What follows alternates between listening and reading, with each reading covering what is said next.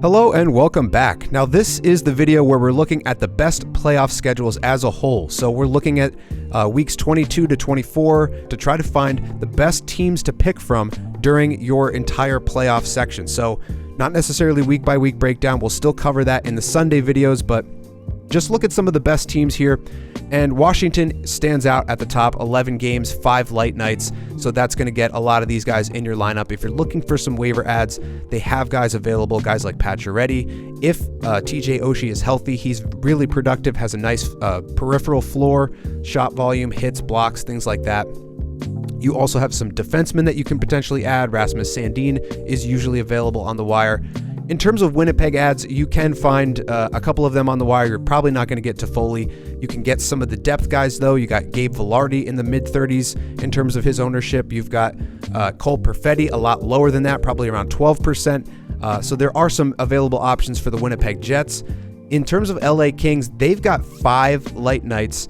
Even though they only have 10 games, that's a really nice setup for you if you're trying to find some waiver ads, find some guys that you can plug into your lineup on those light nights and get more game volume in. LA does have some options as well. Byfield's around 47% owned. You usually have Philip Deneau there in the 20s, so he's available most of the time.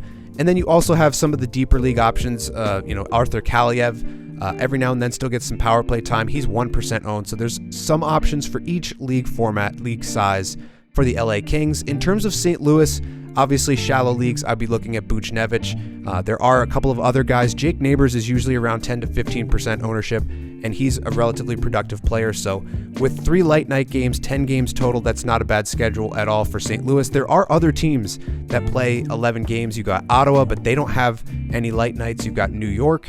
They've got 11 games, including 5 in week 22.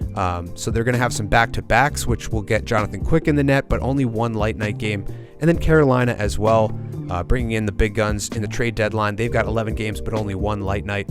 You do have Anaheim with 2 light nights, but their roster is relatively bare bones. They are getting Zegras back, but they do have a bunch of guys out of the lineup with injuries. Killorn would maybe be your best option from them as we head into week 22. That's going to do it for this look at the playoff schedule. Again, I'll be covering each week in detail as usual on Sundays, so stay tuned for those videos. Stay tuned for tomorrow's video on week 22, and I'll see you in the next one.